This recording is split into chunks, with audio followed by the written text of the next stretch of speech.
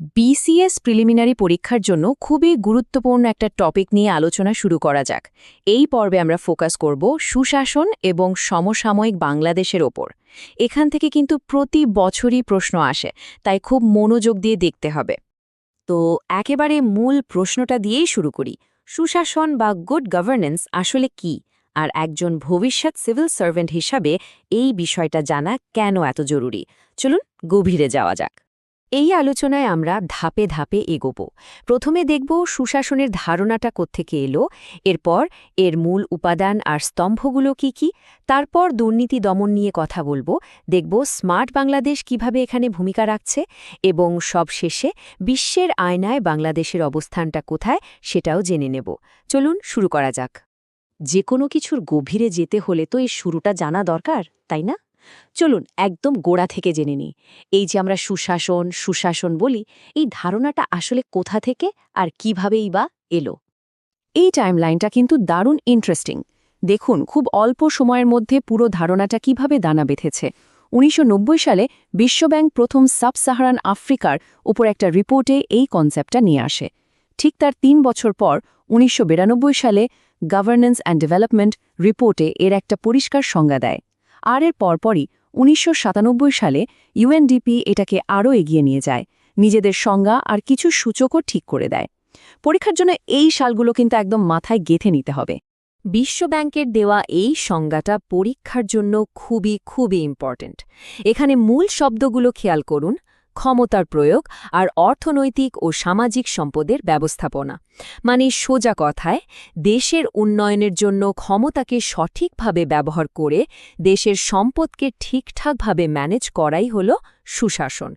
এই কিওয়ার্ডগুলো মনে রাখলেই উত্তর করা অনেক সহজ হয়ে যাবে। আচ্ছা, তাহলে মূল ধারণাটা তো বোঝা গেল। এখন দেখা যাক এই ধারণার ভেতরে কি কি উপাদান আছে যেগুলো প্রায় সময় পরীক্ষায় সরাসরি চলে আসে। এই টেবিলটা দেখুন, এক নজরে সব পরিষ্কার হয়ে যাবে। বিভিন্ন সংস্থা সুশাসনকে বিভিন্ন সূচক দিয়ে মাপে।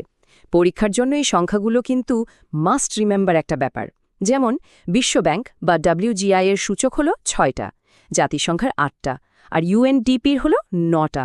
এই সংখ্যাগুলো প্রায়ই MCQতে আসে। সুশাসনের একদম মূলে আছে এই 4টা স্তম্ভ, মানে অ্যাকাউন্টেবিলিটি বা জবাবদিহিতা, ট্রান্সপারেন্সি বা স্বচ্ছতা, আইনের শাসন আর জনগণের অংশগ্রহণ। আর এদের মধ্যে কোনটা সবচেয়ে বেশি জরুরি জানেন?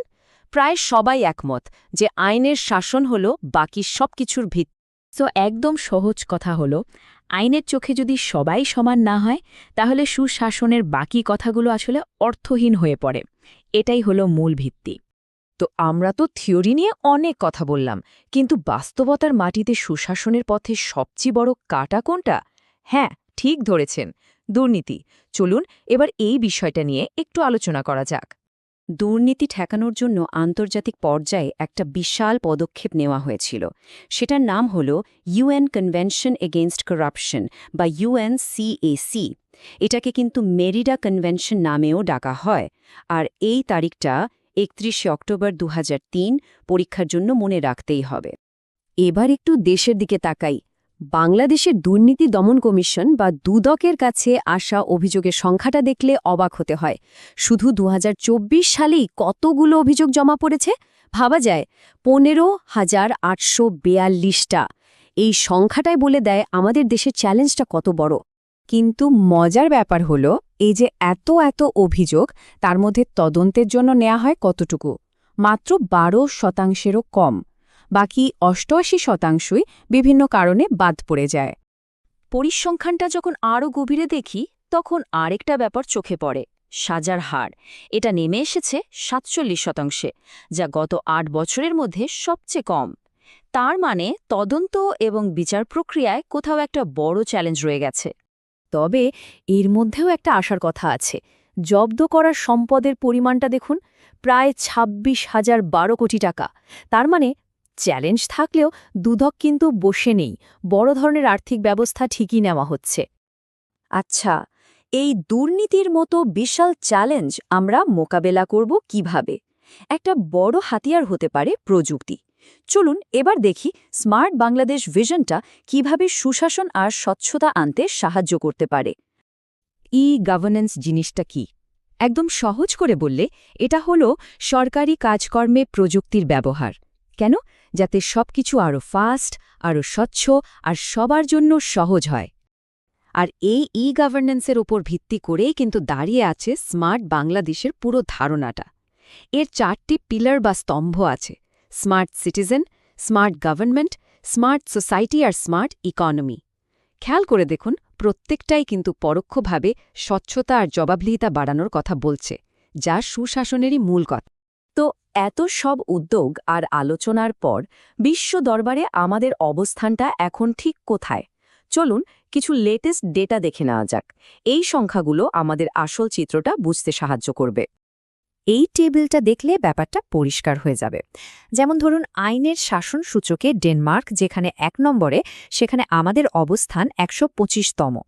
গণতন্ত্র সূচকে আমরা 100তম, আর দুর্নীতির ধারণার দিক থেকে আমরা নিচের দিক থেকে 14তম।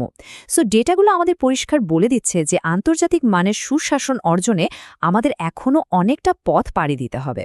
তাহলে শেষ পর্যন্ত আমরা কি বলতে পারি?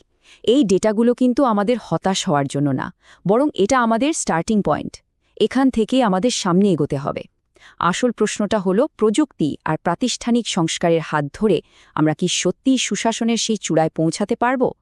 এই ভাবনাটা সবার জন্য রইল।